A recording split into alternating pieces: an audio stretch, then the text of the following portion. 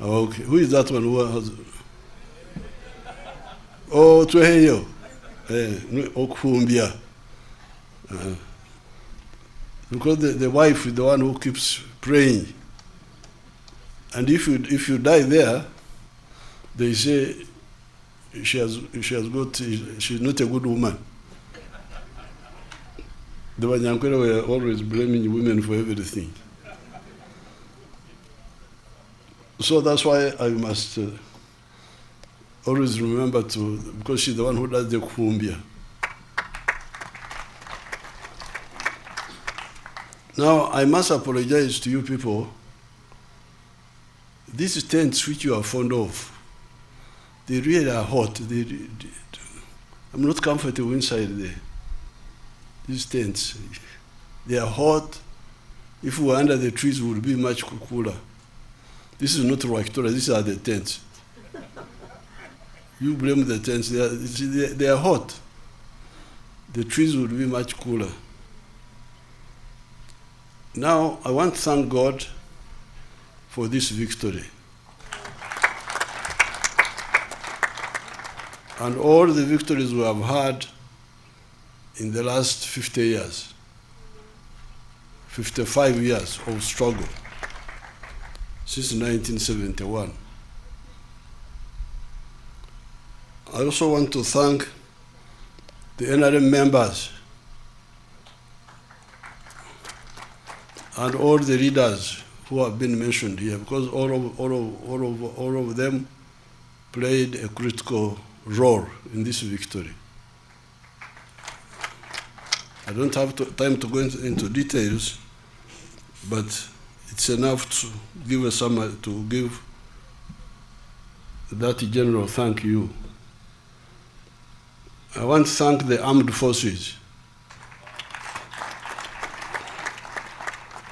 for maintaining peace. I want to thank the religious leaders for praying for this success, many of them. I want to thank even the cultural leaders. Many of them are very responsive. They are very responsible. They don't support bad things. Although they are non-partisan, but they work for peace.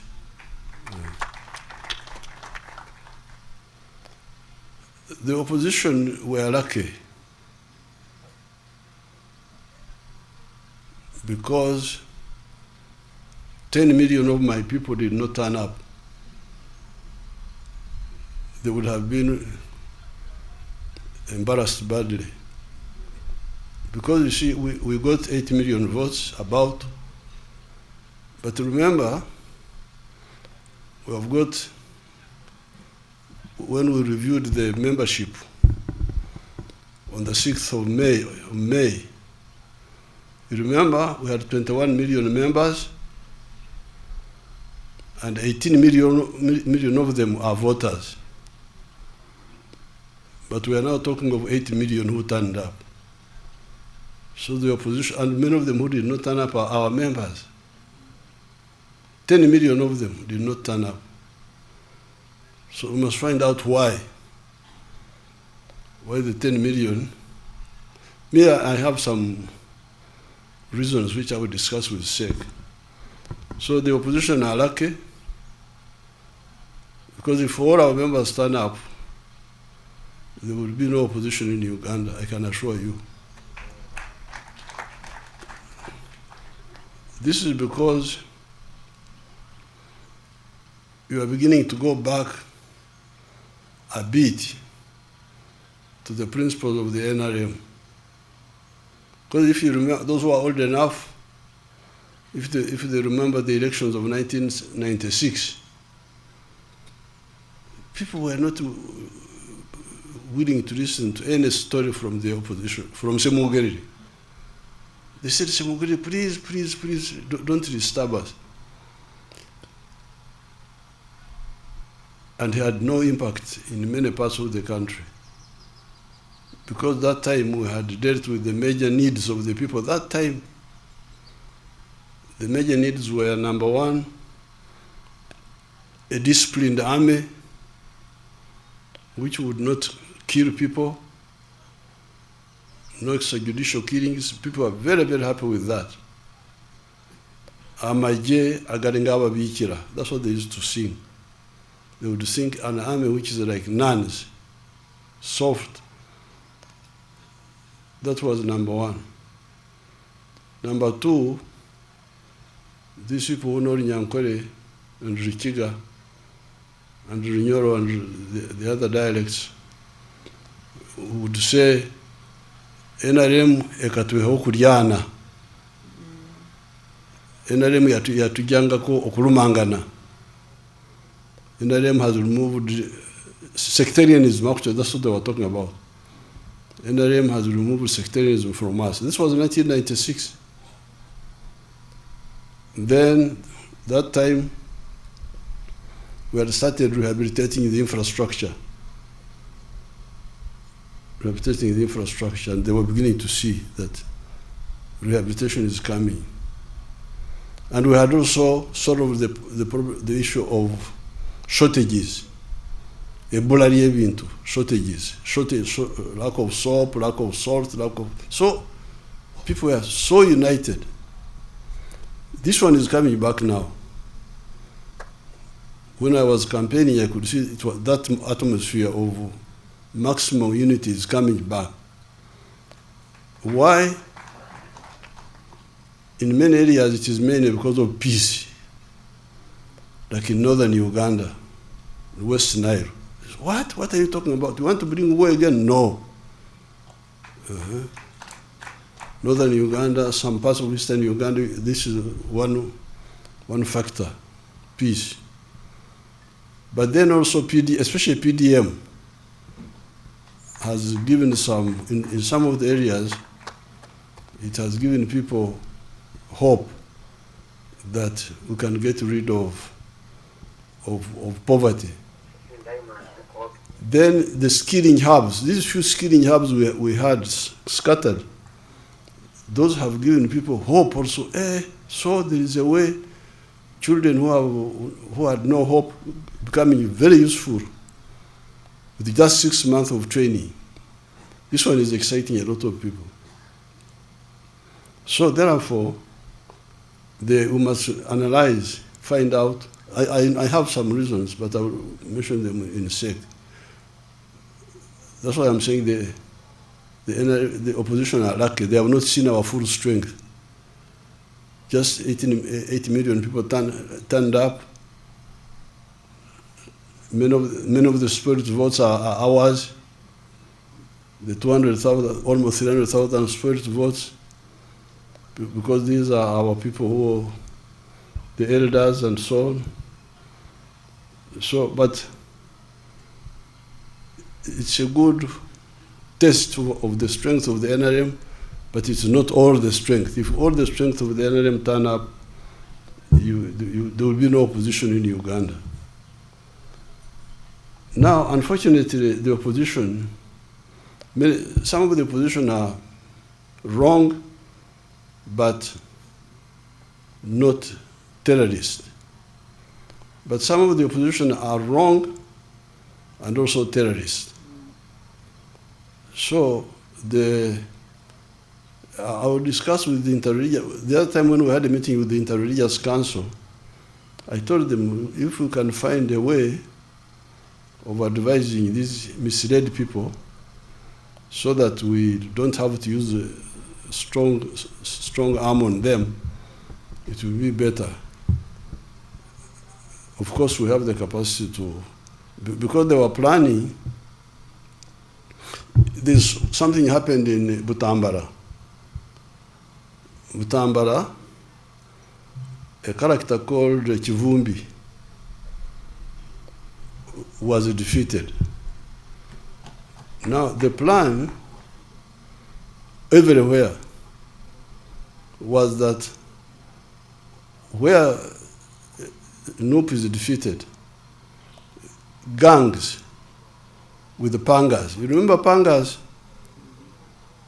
With the pangas should attack the polling station. And that's what they did. When Chivumbi was defeated, they came with pangas to attack the polling station, and they were shot. 7 of them were shot dead there with pangas. Now, those who came to Nakasero on the 14th, on the 13th, remember that I was up the whole night. I didn't sleep. They came to pray there. They saw me there. I didn't sleep the whole night. I was busy meeting. The problem with the group of these traitors, like Kyagulanyi and some of the other opposition, not all of them, some of the opposition, especially the ones who used to belong to the Besigye group, Besigye wing, they don't understand that Uganda is a land of martyrs. In my New Year's speech, I made this reference, but people don't listen to my speeches. They think I'm just talking. I never talk anything. Everything I talk is deliberate and decisive. If you read that speech of my New Year, I said, you people, Uganda is the land of martyrs. If you don't know. Martyrs, this is what they call martyrs. We're young boys. Young boys. All of them. I don't think there was any. I hear there was one who was 40 years old, but all the others were young boys. But when Mwanga told them to do bad things, they refused. And Mwanga said, I will kill you. He said, okay, you kill us. That's what happened. And they died, but the one who killed them disappeared also. Then you come to the political matters. Be careful with the Ugandans, you people. Be very careful. You may think you are this, you are that, but be very careful. These Ugandans they are from very strong tribes, strong culture. They have got a very strong sense of fairness. The Banyankore don't believe in Okugurikira. They don't believe in it. Surprise attack. Europeans like surprise attack. They think surprise attack is fighting.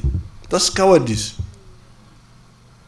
The Banyankore, when he is coming to fight you, and you are looking the other way, he has not seen you. You clear your throat. And then he turns to face you. And you insult him, I have come to cut your mother something.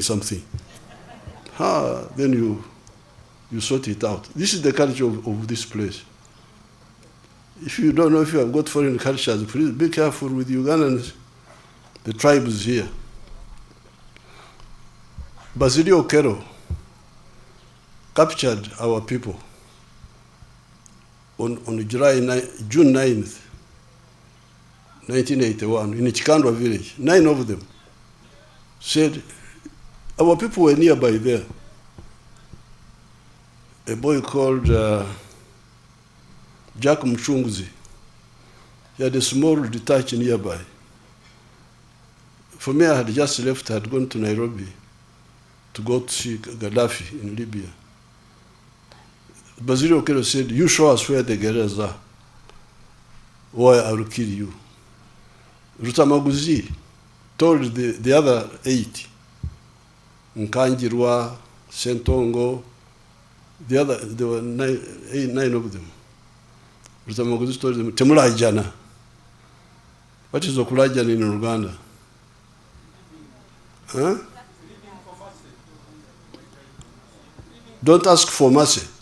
Temulajana, don't ask for mercy. And Basilio cut them with pangas. And Basilio thought he was victorious. But what happened to Basilio is another story. So, this is the Uganda. Now, what these people were planning is what Kivumbi did in Butambala. They were trying to do it in all areas. That's what they planned. Of course, I knew they planned. But more importantly, that where they don't win, they should cut people. Of course, we were ready to deal with them decisively. But even better, most of the NUP people who were supposed to do that refused and came and met me. This is not the first time they met me, told me the whole story. Oh, okay, you go. And this is not the first time. The other year, when there were riots in Kenya, the same riots were supposed to happen here. But the people they wanted to use came and told me. And we refused the. So therefore, I am advising this small group of traitors. But they are working with foreigners, some homosexual groups, some this and that. So when I met Bishop Jumba here, some days ago, we had arrested a priest in Masaka because he was involved with Kyagulanyi. They wanted me to release him. I said, no, can't release him. You can release him if they tell the truth and they stop. Because that our interest is not to punish. Our interest is that they must stop doing this and never do it again. So therefore, I'm really I want to salute the people of Uganda. It's not just the security forces who are maintaining peace, it is also the people, including the NUP members. Very many of them.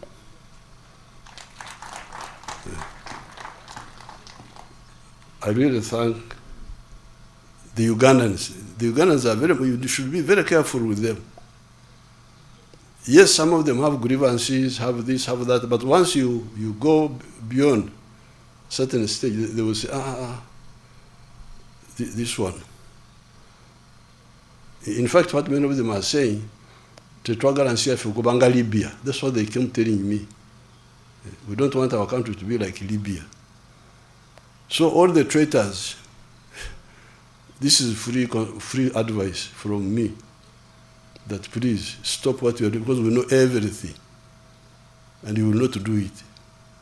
Either peacefully or unpeacefully, we shall maintain peace in Uganda. Now, in the coming Kisanja, we shall have two categories of efforts. Category one is supporting the rich, because many Ugandans are now rich. The rich, the Basaja Barabas.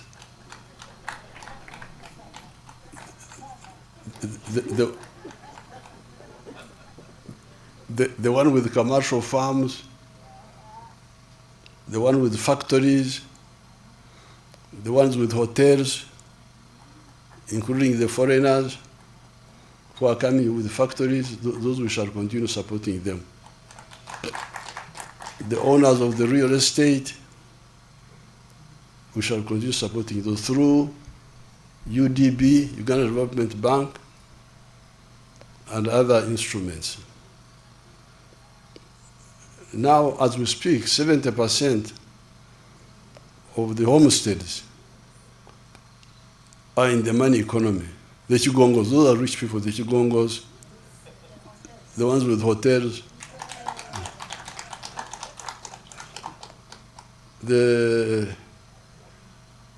These are like 70% of the population now who are in the money economy. Some small, some big. So the real challenge now, but this we need this to continue growing, because these ones are the ones who pay more tax. The more they grow, the more taxes they pay, the more money we have to do to help to do things, but also help the poor. Now, for the 30%, this is where we need to address the following. Poverty. Poverty. The medicine for poverty are these funds which we set aside. the funds of PDM now. PDM is working very well.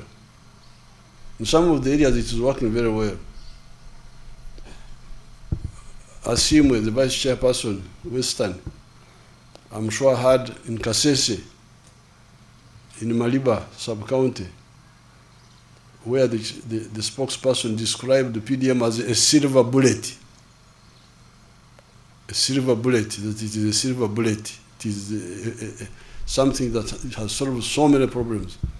In some areas, it's not working so well, but we are not, during my trips, both PDM and even these campaigns,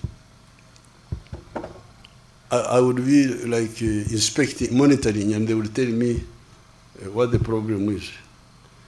So poverty, we must end poverty. All these homesteads must get out of poverty, this 30%. Because it is that poverty which opens them up for all this manipulation.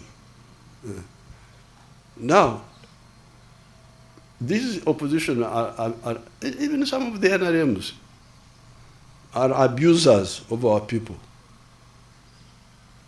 One of the plans was to get money from outside and give bribes to voters. What is the bribe? 10,000 shillings per voter. Now, I don't know what 10,000 shillings can do.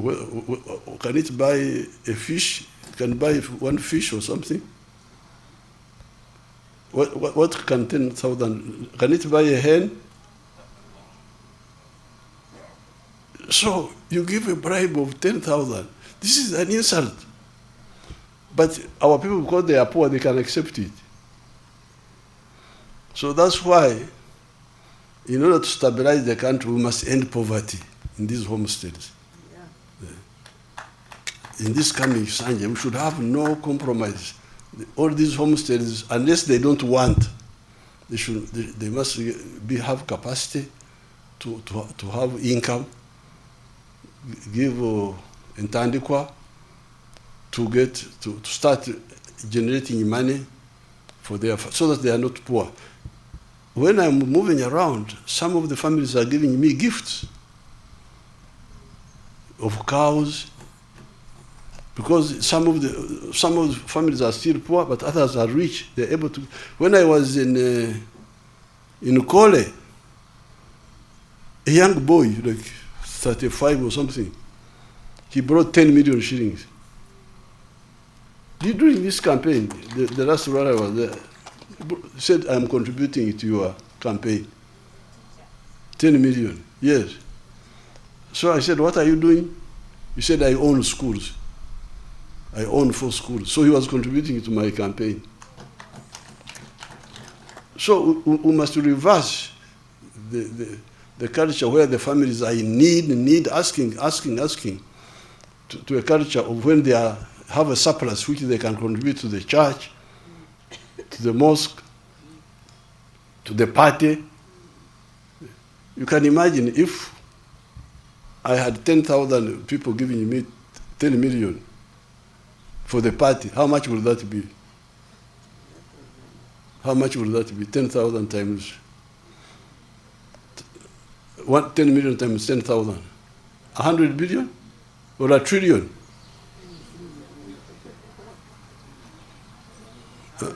Huh? 100 billion. Yes. That's number one. We must end poverty in our homes, because it is that poverty which opens gate for all these other problems. The other area is education. Free education. Free education in government schools. That program was sabotaged here. All these children who are in the ghetto are bad because of dropping out of school, because they can't afford school fees. Then health, in the area of health, the shortage of immunization is doing well, but the problem is with the drugs in the hospitals. you, the elected leaders, you must monitor these programs in your area, because all these things are happening in portions of Uganda, parishes, sub-counties, in your constituencies. You must monitor the drugs in the hospital. What is the problem? Are they being stolen, or are they not enough? If it is a problem, then bring it up and we deal with it. What is the problem? Then corruption. Corruption. This corruption annoys people. They get so annoyed. Find out from our 18 million, the 18 million who of the party, how many of them are annoyed and why? By either corruption or unfairness. Then justice. Justice. To ensure that the magistrates, decide cases fairly. Land grabbing, resisting land grabbing according to the law. Because all these are happening in the areas under us as a member of parliament. Then the issue of the roads. The tarmac roads, like this road from Mitiana to Fort Portal, which had become so bad. Eventually they intervened and removed the potholes, but they are now going to work on it. But why would anybody have waited until it was so late? Or the Maram Road to Hueju, where the speaker, I'm glad the speaker suffered on that road, because she also suffered on the road to Aleptong. It's good to have a speaker who's moving around instead of the one just sitting in the office, because they don't know how the people are suffering. Those roads, even if they are Maram, they would be passable. They are where the roads are Maram but passable. So what is the problem? Why would the road be so bad and the member of parliament is there, doesn't bring it up, then people are suffering so much? Our lady for the women, I think she's from that area, Bueju. So the roads in the tarmac roads must be repaired on time, because you can see them. They start slowly. Even good road. The other time when I was driving to Nakasongola, small potholes come, no action is taken. Then they grow. What is happening to the Ministry of Works? What are they doing? Some of the other roads, when they are still new, they are very good. Like the roads in Karamoja, the roads in Bunyoro, those are very good. Very good. But they must be maintained all the time. I'll be very harsh in this Kisanja, you people. You have to forgive me. Then the issue of water. I'm glad many villages have safe water now, but we are going to have more, all the villages getting safe water, Naikondo and so on, or piped water, but also water for production, irrigation. Jobs, not government jobs, but jobs from agriculture, from manufacturing, from artisanship, and so on. Now, once we do this, we shall unite our 21 million members, so that when we go for elections in 2031, it will not be just because the people did not turn up after our members. Because you see, remember, in our membership, we are 21 million of the party. 18 million are voters. We are voters by that time. in May, and they were on the registered book. No, we checked, some of them were voting age but not on the register. But when we checked how many got on the register, do you remember? I think the ones who got on the register were 14 million or what? Uh-huh. So you get you see the loss. NRM has, on May 6th, we registered 21 members. 18 million of them were voting age. But when we checked, even that time, the ones who were on the register were like 7 million. They were voting age, but they are not bothered to register. Then we started the campaign to register them. I think by now, about 14 million are on the register. So when we say 8 million turned up to vote, that means that 10 million altogether did not come. Some were not even registered, but even the ones who are registered, you can see we are talking of 6 million who did not come. And why did they not come? We must find out the reason why. Once we deal with these areas, and we also deal with the issue of East African, because you see the economy is growing so much, the production is so big, the internal market is not enough. Yes, if people become richer, with more money in the pocket, they can buy more internally.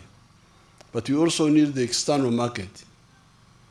And that's why I've already started speaking to our East African leaders. This morning I speak to His Excellency Ruto.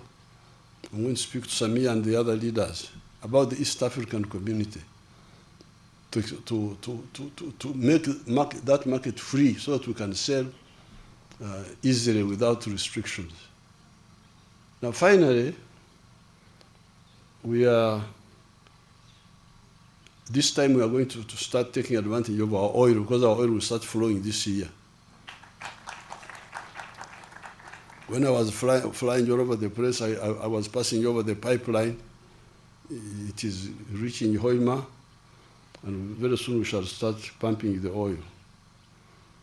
And therefore we shall have money to deal with the infrastructure, to deal with the railway, to deal with the power stations, to deal with some of the roads, not all the roads, because I don't want the oil money to be spent on these things which are not long-lasting. I want to put the oil money in the railway, which will last a long time, and in the power stations, and in science education. So that, because this, when Kyagulanyi went to Hoima, he said, no, we should share this money and we eat it. We should share the money and eat it. So Asimwe rang me, said Kyagulanyi has confused our people. He said that when he's president, all the oil money will be shared.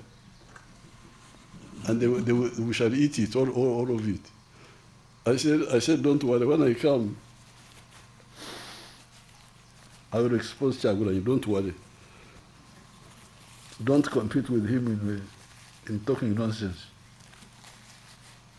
Don't try to say that because he was saying that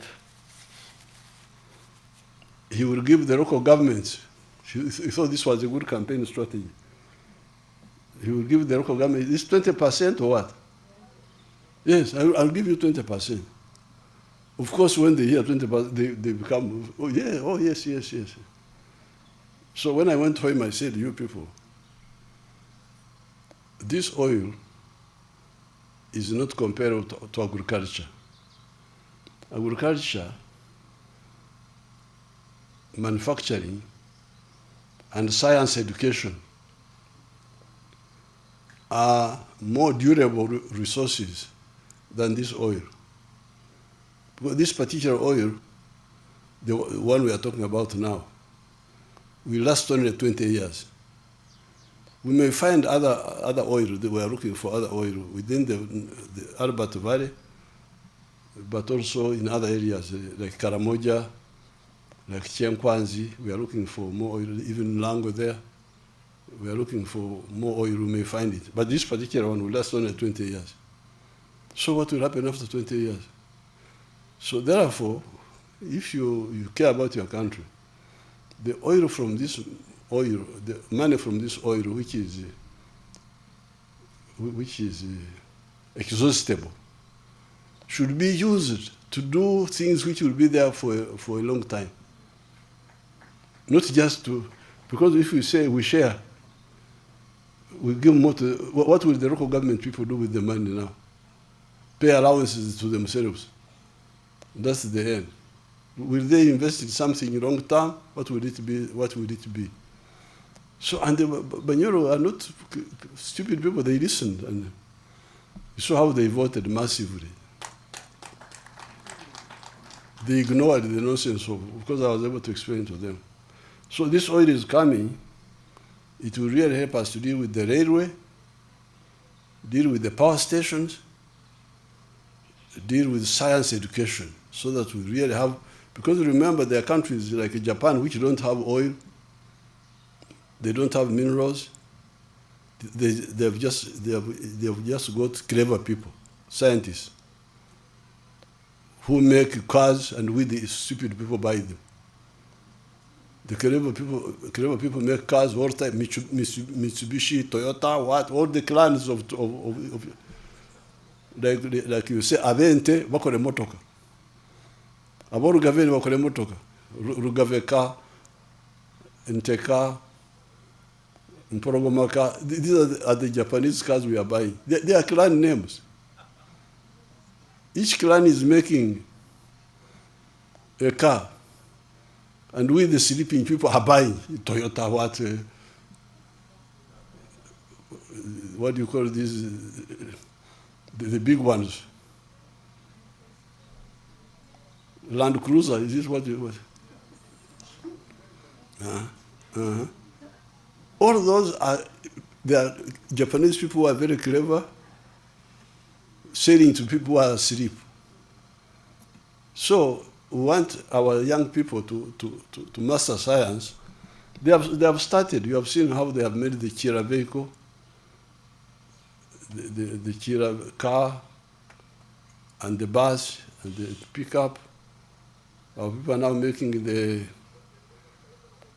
electric motorcycles. They're making them here. The other day they gave me 1,000 of them. Secretary should tell me where I should put those. I should give them either to the youth or who? The youth. Tanga. Let's start with the youth.